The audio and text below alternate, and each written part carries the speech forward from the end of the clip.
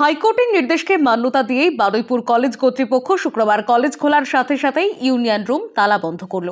বারুইপুর কলেজের দায়িত্বপ্রাপ্ত শিক্ষিকা ডক্টর দুর্গা গাঙ্গুলি জানান, ইউনিয়ন রুম বন্ধ আছে কারণ মহামান্য আদালতের যা নির্দেশ এসেছে সেই হিসেবে আমাদের কলেজের ইউনিয়ন রুমও বন্ধ রাখা হয়েছে। আমাদের ইয়েতে ডিসাইড করা হয়েছে যে ইউনিয়ন রুম অনুসারে সেটাকে বন্ধ রাখা থাকবে।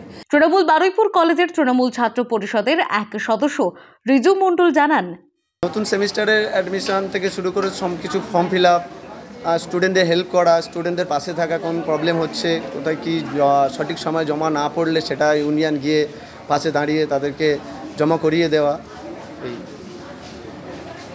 ইউনিয়ন রুম বন্ধ থাকবে হাইকোর্টের নির্দেশে, কোনো রকম কি অসুবিধা হবে?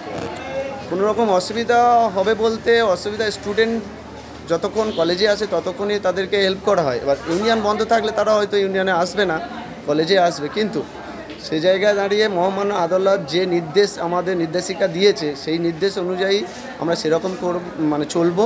আর মহামান্য আদালতের ওপর আমরা মান্যতা দিয়ে কর্তৃপক্ষ নির্দেশ অনুযায়ী মেনে নেব। Bureau report, timeless depiction news.